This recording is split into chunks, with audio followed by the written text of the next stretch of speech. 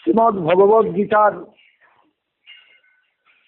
অনুভব পেতে হলে সর্বাগ্রে দরকার ভারতের অধ্যাত্ম শাস্ত্রের খোঁজ খবর, অধ্যাত্ম বিজ্ঞানের খোঁজ খবর।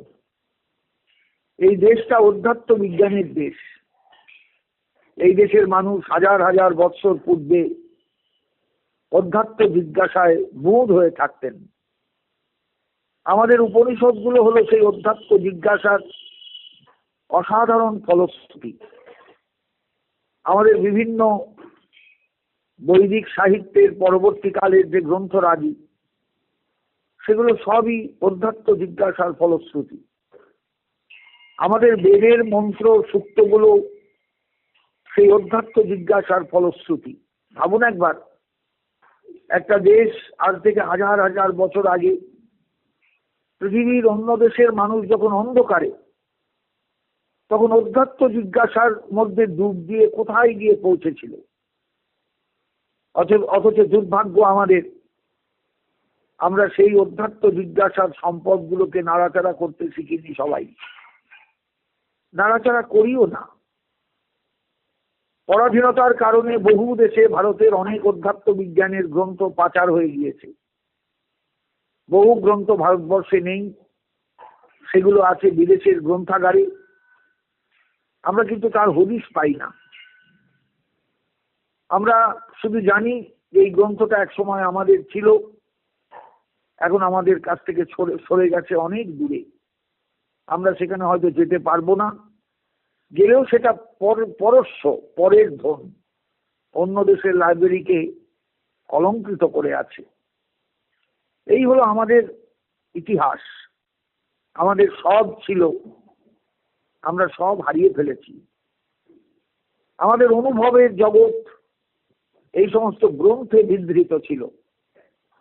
আজও ভারতবর্ষের মানুষের প্রাচীন যুগের ইতিহাসকে বুঝতে গেলে, জ্ঞানভাণ্ডারকে বুঝতে গেলে উপনিষদগুলোর দ্বারস্থ হতে হয়, উপনিষদগুলো পড়তে হয়, উপনিষদগুলোর জ্ঞানগর্ভ উপদেশ আত্মস্থ করতে হয়। তবে যদি কিছুটা ভারতবর্ষকে বোঝা যায়। ভারতবর্ষ মানে শুধু একটা জনসংখ্যাবহুল দেশ নয়।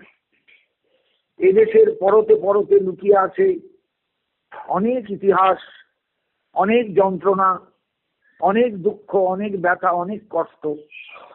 সেই সঙ্গে লুকিয়ে আছে অনেক অধ্যাত্ম বিজ্ঞানের রহস্যের অনুভব প্রাপ্ত সাধকের আনন্দের দিনগুলো। তারা এই অধ্যাত্ম বিজ্ঞানের রহস্যকে খুঁজে বার করেছিলেন। অধ্যাত্ম বিজ্ঞানকে তারা মানে একেবারে পরতে পরতে জানবার চেষ্টা করেছিলেন যে অধ্যাত্ম জগৎটা কেমন, অধ্যাত্ম বিজ্ঞান কেমন, মানুষকে কোথায় পৌঁছতে হবে। শুধু কি এই সংসারে যাতায়াতের মধ্যেই তাকে থাকতে হবে? না না না, কখনো নয়। এই যাতায়াতের ঊর্ধ্বে তাকে উঠতে হবে, তাকে বেরিয়ে যেতে হবে। এই বেরিয়ে যাওয়াটাই হলো শুদ্ধ ভাষায়, শাস্ত্রীয় ভাষায়, মহাভারতের মহাকাব্যিক ভাষায় মহাপ্রস্থান।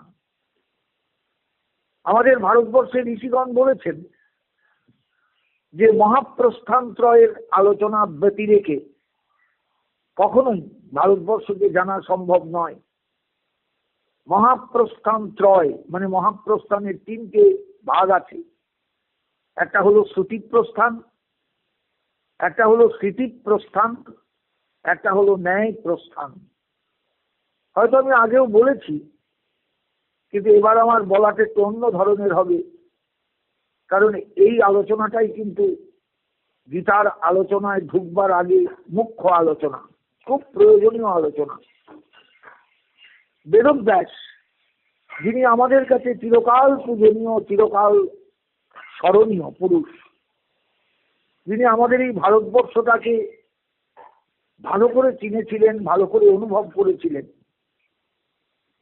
যিনি মহাভারত কথার মধ্যে সবকিছু ধরে রেখে দিয়েছেন, ইতিহাস, ভূগোল, অনুভব, বিজ্ঞান, সবকিছু।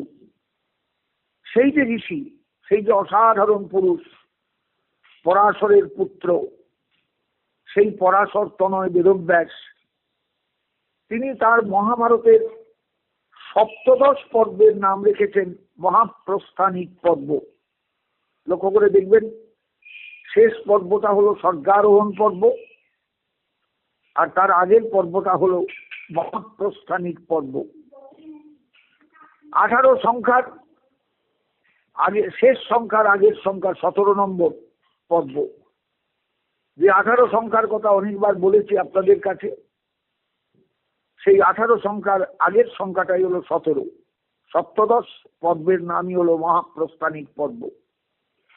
বেদব্যাস এইরকম একটা নাম রাখলেন কেন? মহাপ্রস্থানকে বোঝাবার জন্য কি? সেইভাবে তিনি কিন্তু কিছু বলেননি, কিন্তু পর্বটার নাম রেখেছেন মহাপ্রস্থানিক পর্ব। মহাপ্রস্থান মানে একেবারে বেরিয়ে যাওয়া।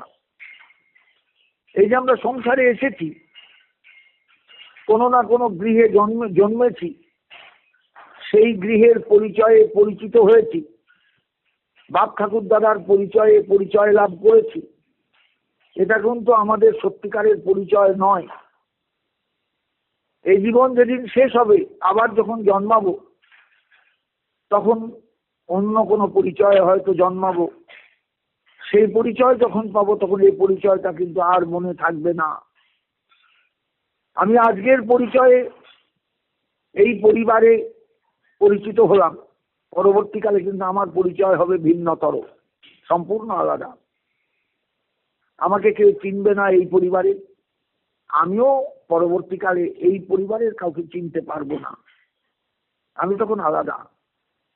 অথচ আমার জীবন বৃত্তান্ত যখন যদি গোনা হয় কোনোদিন, তাহলে এই পরিবারটার নাম আসবে, আমি এই পরিবারে জন্মেছিলাম।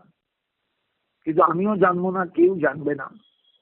এইভাবেই সংসারে আমরা সবাই অজানা অচেনা জায়গায় জন্মাচ্ছি, অজানা অচেনা মায়ের গর্ভে আসছি, অজানা অচেনা পিতার জন্য জগতের মুখ দেখছি, জগতের আলো দেখছি, কিন্তু কেউ কাউকে চিনি না। কে কার ছিলাম, কে কোথায় ছিলাম, কিচ্ছু জানি না। এই যে অদ্ভুত ভাবে জগতে আসা এবং জগৎ থেকে বিদায় নেওয়া, এটা অহরহ চলছে। এই জন্যই শাস্ত্র বলছেন, যাবৎ জননং তাবৎ মরণং, তাবৎ জননী জঠরে শয়নং। আচার্য শঙ্করের কথা মোহমুদ্গরে বলা আছে। আমরা যেমন জন্মাই তেমনি মরি, যেমন মরি তেমনি আবার জন্মাই। কিন্তু একেবারে বেরোতে তো পারি না, বা একেবারে বেরোবার কথাও তো ভাবি না যে আমাকে একেবারে বেরিয়ে যেতে হবে এই সংসার থেকে। কিন্তু হ্যাঁ, শাস্ত্র বলছেন একেবারে বেরিয়ে যাওয়া যায় যদি তুমি চেষ্টা করো, যদি তুমি কঠোরভাবে পরিশ্রম করো, অধ্যাত্ম বিজ্ঞানকে নিয়ে চর্চা করো, তাহলে দেখবে অধ্যাত্ম বিজ্ঞানে কিন্তু এই রহস্যের কথা বলা আছে। এই সংসার থেকে একেবারে বেরিয়ে যাওয়া যায় যদি কোনো আকাঙ্ক্ষা তোমার না থাকে। এই সংসারের প্রতি কোথাও যদি আকাঙ্ক্ষা থাকে, তাহলে আবার আসতে হবে। কিন্তু একেবারে যদি তুমি নিরাকাঙ্ক্ষ হও, আকাঙ্ক্ষা শূন্য হও, তাহলে এই জগৎ থেকে তুমি একেবারে বেরিয়ে যেতে পারবে, একেবারে চলে যেতে পারবে। এই একেবারে চলে যাওয়াটাই হলো জীবনের একটা সাধনা। এই সাধনায় যিনি জিততে পারেন, জয়ী হতে পারেন, তিনি মহাপ্রস্থানের পথিক, মহাপ্রস্থান পথের পথিক। মহাভারতে গল্পাকারে কথাগুলো বলা আছে।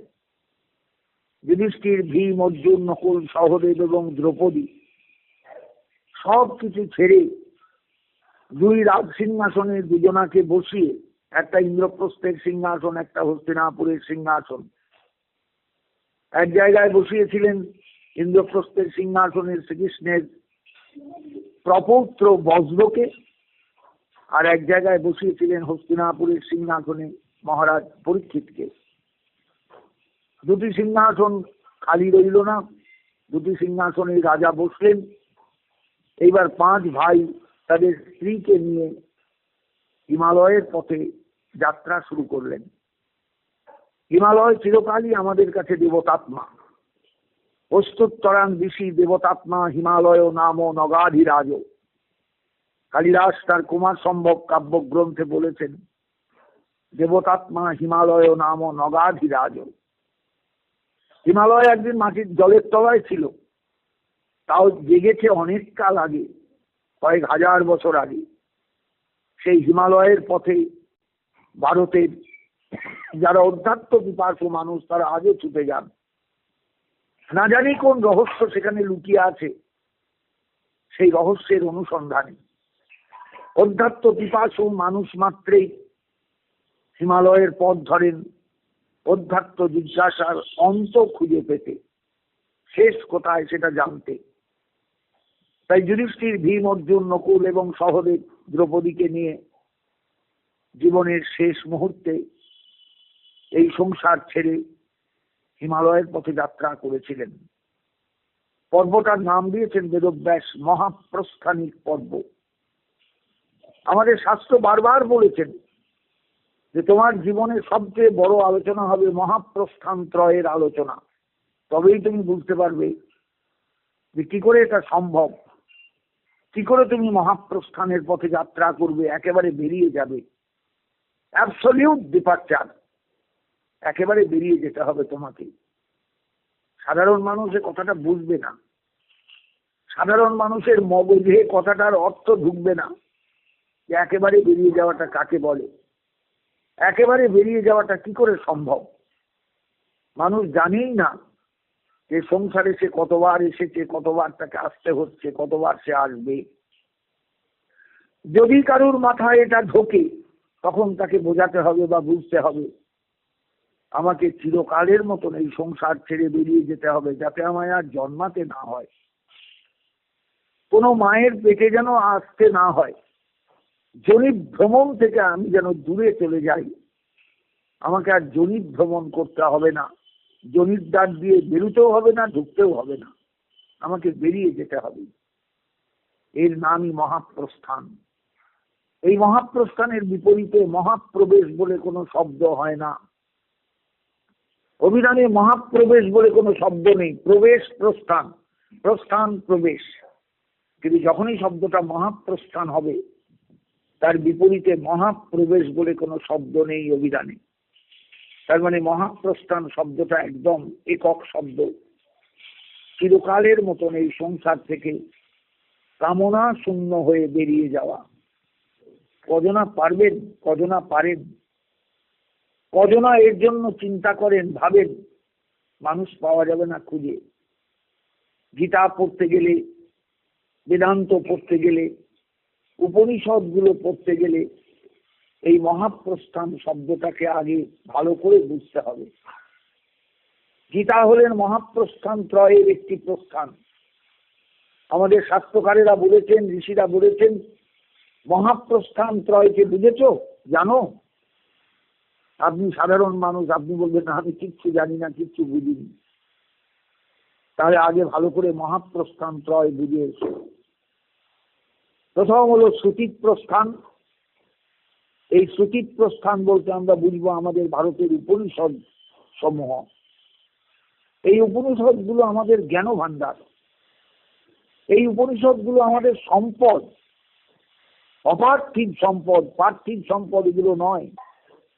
ধন দৌলত, টাকা পয়সা, গয়নাগাটি নয়, অপার্থিব সম্পদ। যে কোনো মানুষ যদি এই উপনিষদ রাজির অনুভবকে নিজের অন্তরে ধরতে পারে, সে যে জ্ঞানের অধিকারী হবে সেই জ্ঞান কিন্তু সাংঘাতিক। তাকে কোনো ভাষা দিয়ে প্রকাশ করা যাবে না। অনুভব করতে হবে সেই জ্ঞানের গভীরতা কেমন, সেই জ্ঞান মানুষকে কোথায় নিয়ে যায়। এই উপনিষদ রাজি হলো ভারতের প্রথম মহাপ্রস্থান, শ্রুতি প্রস্থান। শ্রুতি হলো বেদের একটা নাম, আর উপনিষদ বেদেরই একটা ভাগ। প্রথমে সংহিতা ভাগ, তারপরেই উপনিষদ ভাগ। ব্রাহ্মণ ভাগ, আরণ্যক ভাগ, এই চার ভাগে বেদ বিভক্ত। এই শ্রুতি বা উপনিষদ রাজি আমাদের ভারতবর্ষের শ্রুতি প্রস্থানের প্রথম প্রস্থান। নামই হলো শ্রুতি প্রস্থান, অর্থাৎ শুনে শুনে এই প্রস্থান সম্পর্কে তোমায় জ্ঞান অর্জন করতে হবে, জানতে হবে, বুঝতে হবে, ভাবতে হবে। শ্রুতি কত কথা বলেছেন, উপনিষদ কত কথা বলেছেন, ভাবতে পারবেন না আপনারা।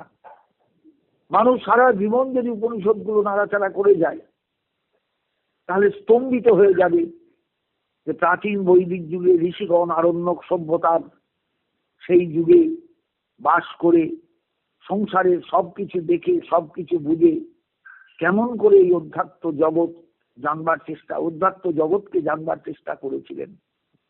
আত্মা বারে দ্রষ্টব্য, শ্রোতব্য, মন্তব্য, নিদিধ্যাসিতব্য। আত্মা বারে দ্রষ্টব্য, আত্মাকেই দেখতে হবে, আত্মাকেই শুনতে হবে, আত্মার কথাই শুনতে হবে, আত্মাকেই মনন করতে হবে, আত্মাকেই নিদিধ্যাসন করতে হবে। আত্মানং প্রিয়ম উপাসিত। উপনিষদ বলছেন আত্মাই প্রিয়, সবচেয়ে প্রিয়, তার উপাসনা করো। ভক্তিবাদ দাঁড়িয়ে আছে উপনিষদের এই সমস্ত কথার উপর। ভক্তিবাদ দাঁড়িয়ে আছে উপনিষদের এই সমস্ত কথার উপর। যে ভক্তিবাদ মহাপ্রভু প্রচার করেছিলেন, নিতাই চাঁদ প্রচার করেছিলেন বাংলার বুকে, সেই ভক্তিবাদের সুর কিন্তু এই সমস্ত জায়গায় ধ্বনিত। এগুলো প্রাচীন উপনিষদ। আচার্য শঙ্কর ঈশ কেন কঠ মন্দুক মান্ডুক্য শ্বেতাশ্বতর যাজ্ঞবল্ক্য বৃহদারণ্যক ছান্দজ্ঞ প্রভৃতি প্রধান প্রধান কয়েকটি উপনিষদের ব্যাখ্যা বা ভাষ্য রচনা করেছেন। কত উপনিষদ যে আছে আমাদের কল্পনা করা যাবে না। কত উপনিষদের কত কথা যে আমাদের কাছে কিভাবে এসে পৌঁছিয়েছে আমরা ভাবতেই পারবো না। মধু বাতা ঋতায়তে মধুক সরন্তি সিন্ধব মাধ্যীর্ণ সন্তোষী মধুনক্ত মুত শস মধুবৎ পার্থিবং রজ মধুদ্যৌরস্তু ন পিতা মধুমান্য বনস্পতি মধুমা অস্তু সূর্য মাধ্যিগ্রাব ভবন্তু ন। আমাদের বৈদিক ঋষিগণ জগৎটাকে মধুময় বলে ভাবতে পেরেছিলেন। বিল্লমঙ্গল অনেক পরে মধুরং মধুরং বপুরস্ব বিভো মধুরং মধুরং বদনং মধুরং মধুবন্ধি মৃদু স্মিতমে তদহ মধুরং মধুরং মধুরং মধুরং। অনেক পরে বিল্লমঙ্গল সেই মধুর স্বাদ পেয়েছিলেন গোবিন্দের শ্রীঅঙ্গে। তার ভাষায় কর্ণামৃতের মধ্যে তা ধরা আছে। কিন্তু মধুর অনুভব পেয়েছিলেন বৈদিক ঋষিগণ বহু যুগ আগে, বহুকাল আগে। সব উপনিষদে ধরা আছে। কি নেই? মানুষের জীবনের প্রতিটা পদক্ষেপকে উপনিষদ শিক্ষা দিয়েছেন। কিভাবে তুমি পা ফেলবে। পিতৃদেব ভব, মাতৃদেব ভব, আচার্য দেব ভব, অতিথি দেব ভব। পিতা তোমার দেবতা হন, মা তোমার দেবতা হন, আচার্য গুরুদেব তোমার দেবতা হন। যে গুরু ভক্তি নিয়ে মানুষ পাগল হয়ে যায়, সেই গুরু ভক্তির কথা উপনিষদে কত সুন্দরভাবে ছোট্ট করে বলা আছে। কি গভীর ব্যঞ্জনা দিয়ে বলা আছে, কল্পনা করা যাবে না। এগুলো সব উপনিষদের আছে, উপনিষদের কথা। কি না বলেছেন।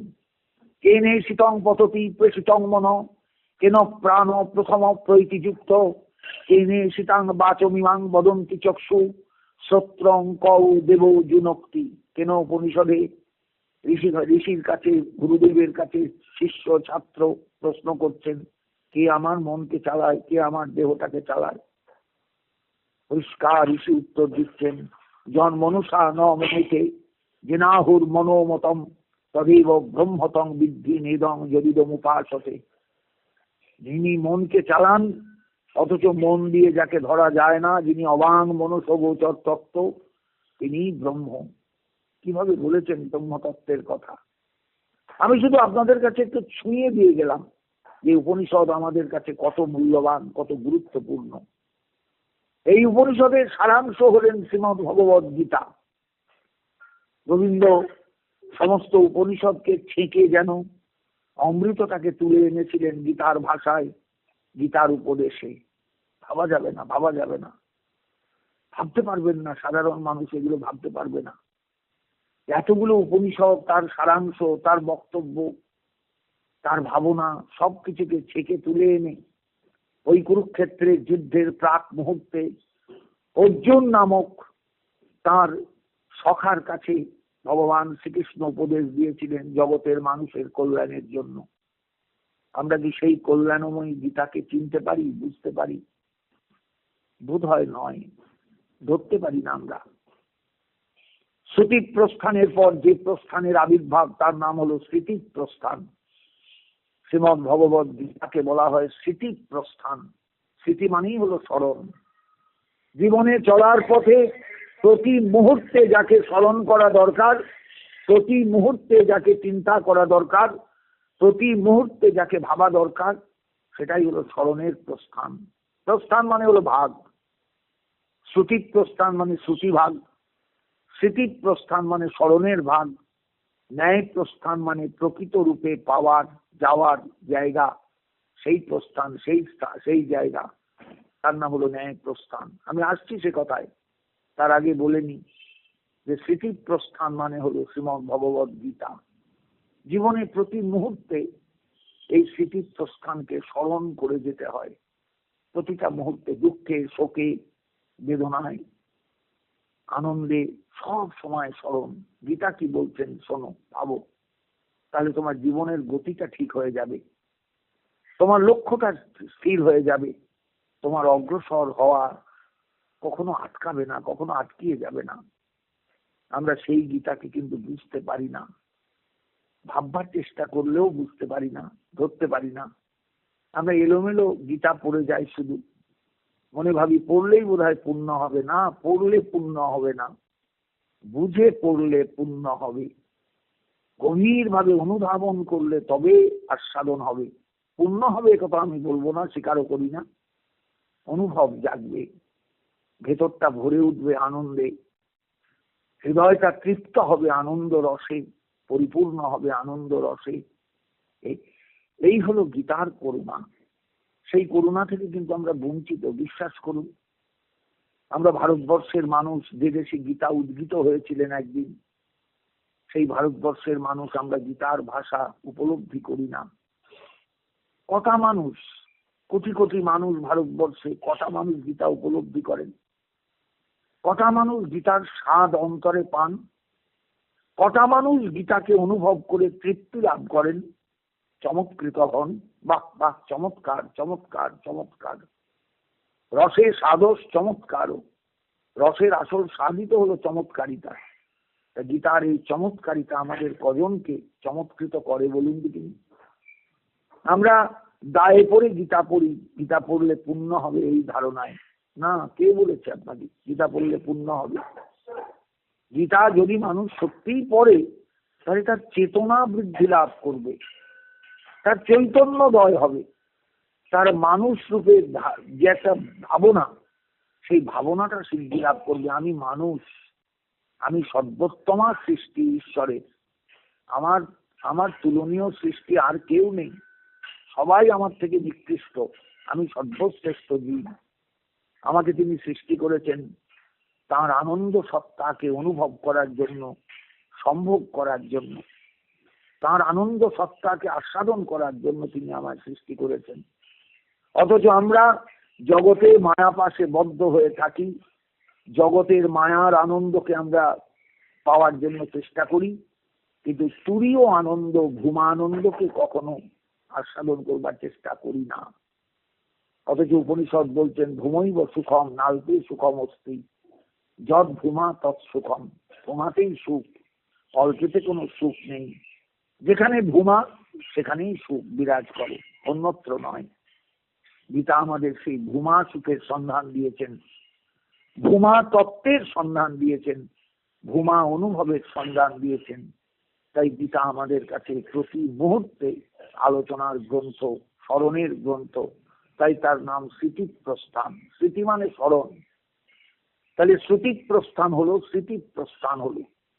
জীবনে যতক্ষণ আমি সংসারে আছি, সংসারের সমস্ত চাহিদা পূরণ করে চলেছি, ততক্ষণ আমার গীতা স্মরণ প্রয়োজন। আস্তে আস্তে ধীরে ধীরে সংসারের কাজ মিটে যাবে, নিজেরও চলৎ শক্তি থাকবে না, আমিও বিছানায় পড়ে যাব, অসুস্থ হয়ে যাব। সেই সময় আমার স্মরণের বস্তু হলেন বেদান্ত, ন্যায় দর্শন, অর্থাৎ ন্যায় প্রস্থান। ন্যায় কোন ন্যায়? না নিয়ে যা ঈশ্বরের কাছে। কারণ শেষ মুহূর্তে আমার কাউকে দরকার নেই। স্ত্রী নয়, পুত্র নয়, সন্তান নয়, কন্যা নয়, আত্মীয় নয়, কুটুম্ব নয়, কেউ নয়, একমাত্র ব্রহ্ম স্মরণই একমাত্র আমার কর্তব্য। ঈশ্বর স্মরণই আমার একমাত্র প্রয়োজনীয়। সেই ঈশ্বরের কাছে, সেই ব্রহ্মের কাছে নিয়ে যাবে যে জ্ঞান, নিয়ে যাবে যে বোধ, সেই বোধের নামই হলো ন্যায় প্রস্থান, অর্থাৎ বেদান্ত দর্শন। অথাত ব্রহ্ম জিজ্ঞাসা, অত ব্রহ্ম জিজ্ঞাসা। সব শেষ হয়ে গেছে, সব পূর্ণ হয়ে গেছে, জীবনের কিচ্ছু বাকি নেই, শুধু একটা জিনিস বাকি আছে। আমি ব্রহ্ম জিজ্ঞাসার উত্তর এখনো সম্পূর্ণ পাইনি। এই জিজ্ঞাসাটুকু আমার সম্পূর্ণ হলেই আমার জীবনের সমাপ্তি।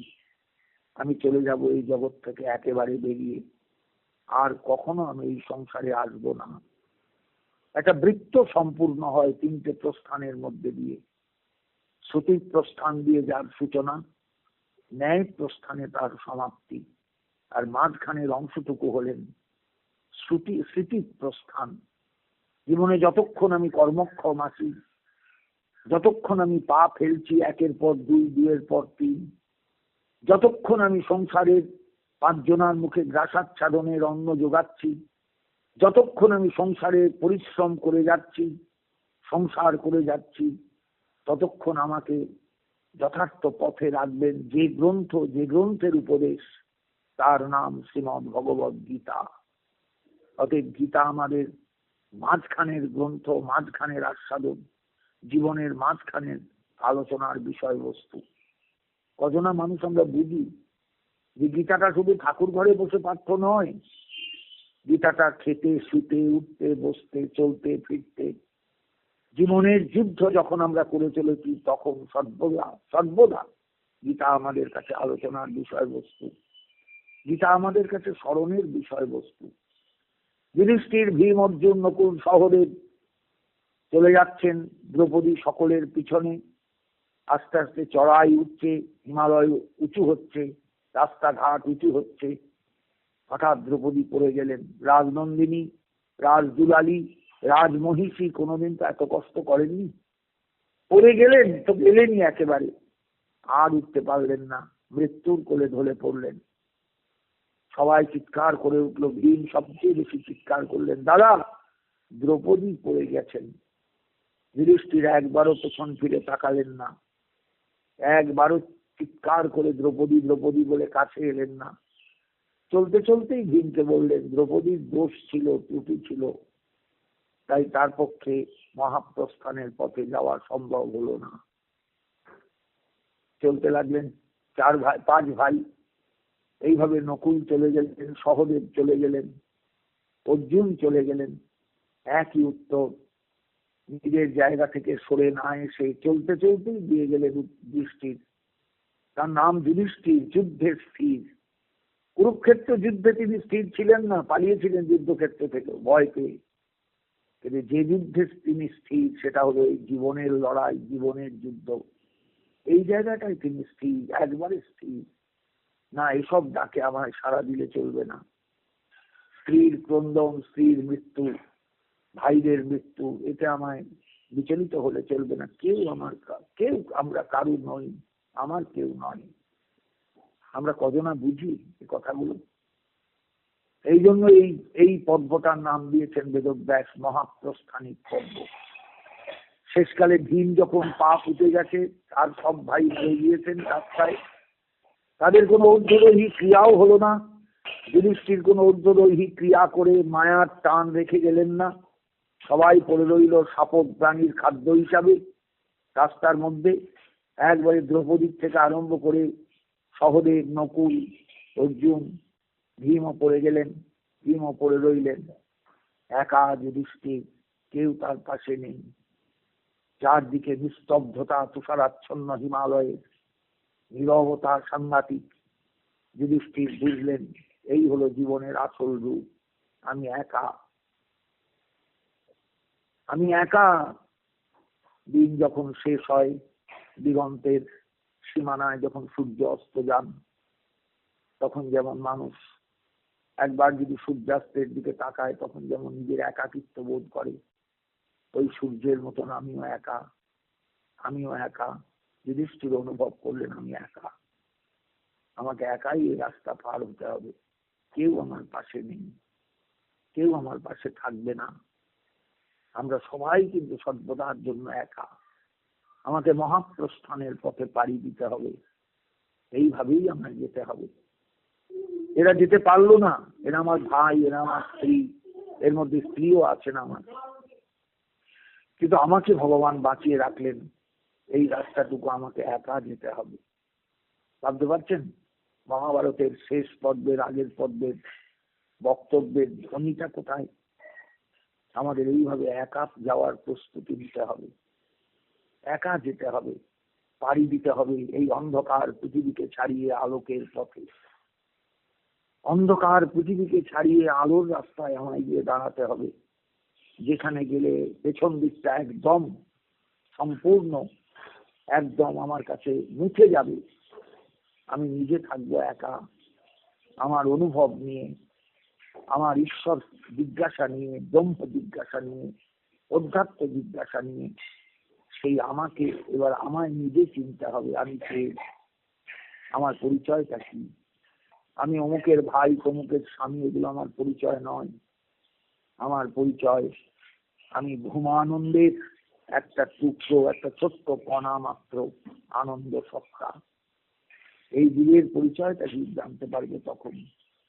ভাবুন একবার, গীতা আমাদের সেই অনুভব দিয়েছেন, গীতা আমাদের সেই উপলব্ধি দিয়েছেন, গীতা আমাদের সেই চেতনার বিকাশ যাতে হয় তার জন্য আমাদের সামনে উপস্থিত হয়েছেন কয়েক হাজার বছর আগে। কিন্তু আমরা গীতা পড়ি পুণ্যের জন্য, পাপক্ষয়ের জন্য। ভুল, একদম ভুল। গীতা পুণ্যও দেন না, গীতা পাপক্ষয়ও করেন না। গীতার চেতনার প্রসারতা এনে দেন, জীবনের বোধ জাগিয়ে দেন, জীবনের উৎকর্ষ এনে দেন, বাঁচার আনন্দটাকে বুঝিয়ে দেন। এটাই হলো গীতার সবচেয়ে বড় করুণা, তার কৃপা এটা। সেই কৃপা আমাদের সাক্ষাৎ মাতৃস্বরূপা শ্রীমদ ভগবত গীতা করুন আমাদের উপর বর্ষিত হোক তার করুণা। আমরা সবাই জাগ্রত হই, আমরা জেগে উঠি, আমাদের নিজেদের রাস্তাটা আমরা বুঝে নিই, তবেই হবে গীতার প্রকৃত অনুভব। সেটা হলো গীতার দান, গীতার করুণা, গীতার কৃপা। আসুন সেই গীতা আমাদের সমাজে প্রচারিত হোক। প্রত্যেক ছাত্রছাত্রী পড়ুক, মায়েরা পড়ুন, বাবারা পড়ুন, সংসারে গীতা নিয়ে চর্চা হোক, প্রশ্ন উত্তর জাগুক। ছেলে প্রশ্ন করবে, বাবা উত্তর দেবেন, মেয়ে প্রশ্ন করবে, মা উত্তর দেবেন। দেখবেন সংসারে অপার শান্তির পারাবার তৈরি হবে। আমাদের ভেতর থেকে অশান্তি কেটে যাবে, অশান্ত চিত্ত শান্ত হবে গীতার করুণায়। সেই দিনটা কিন্তু আমাদের সবচেয়ে আনন্দের দিন।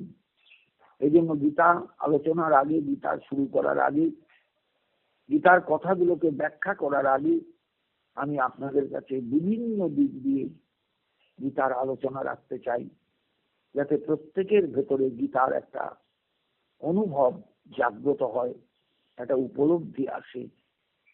এটা আমাদের প্রয়োজন আছে। শ্রীমদ ভগবত গীতা আমাদের কৃপা করুন, গৌরহরি করুণা করুন, নিতাই চাঁদ কৃপা করুন, সকলের কল্যাণ হোক। এই দুঃখজনক দিন পার হয়ে আমরা আনন্দের অনুভব লাভ করি, অতিমারীর কাল পার হয়ে আমরা আনন্দকে আস্বাদন করি, গীতার আনন্দকে। গীতার তৃপ্তি আমাদের অন্তরকে প্রফুল্ল করুক, নিজেদের আমাদের দুঃখ বোধটা চলে যাক, মৃত্যু ভীতি চলে যাক, সেই জায়গাটা আমাদের তৈরি হোক অন্তরে। এই প্রার্থনা গীতার কাছে রাখি, যাতে সমাজ আবার আলোকিত হয়ে ওঠে, মানুষের অন্তর আবার আলোকিত হয়ে ওঠে।